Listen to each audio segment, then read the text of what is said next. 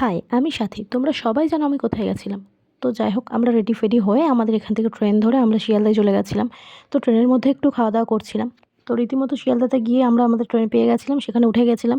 গিয়ে যে যার সিটে বসে আমরা খাওয়া-দাওয়া স্টার্ট করে দিয়েছিলাম। দিয়ে তারপরে একটু রিল্যাক্সে গান শুনতে, শুনতে পৌঁছে গেলাম রামপুরহাট।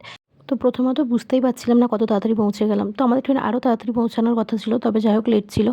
রীতিমতো আমরা ট্রেন ট্রেন থেকে নেমে ওখান থেকে টোটো নিয়ে আমরা গেছিলাম তারাপীঠে। গিয়ে কিছু হোটেলে নিলাম। নেওয়ার পর সেখান থেকে ফ্রেশ হয়ে আমাদের সকালেই পুজো দেওয়ার কথা ছিল। তো লাইন দিয়েছিলাম সকালে পুজো দেওয়ার জন্যে। প্রচুর লাইন ছিল।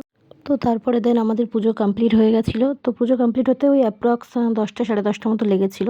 যাই হোক খুব সুন্দরভাবে মানে পুজো দিতে পেরেছি। সেখান থেকে বেরিয়ে আমরা এবার বাদবাকি মন্দিরগুলোকে পুজো দিয়ে নিচ্ছিলাম, ধূপ মোমবাতি জ্বালিয়ে নিচ্ছিলাম। তবে সত্যি বলতে এত বছর তারাপীঠে এসেছি, এবছর যেন মন থেকে মাকে দেখতে পেলাম, ডাকতে পারলাম। সত্যি কথা বলতে গেলে মা যদি না ডাকে কখনোই কোনো কিছু সম্ভব নয়। সেটা সব দিক দিয়েই। তো আমি ওখানে গিয়ে হাতে নাতে একটা ফল পেলাম যে সত্যি মা রয়েছে, মা আছে আর মা সত্যি সবার ডাকেই সাড়া দেয়। তো যাই হোক আমি সেখান থেকে বেরিয়ে আমার খুব জোরে খিদে পেয়েছিল। একটু খাওয়া-দাওয়া কমপ্লিট করে নিয়েছিলাম। নিয়ে আবার হোটেলে আসলাম, এসে ফ্রেশ হলাম। তারপরে দুপুরের খাওয়াটা কমপ্লিট করে নিলাম। টাটা।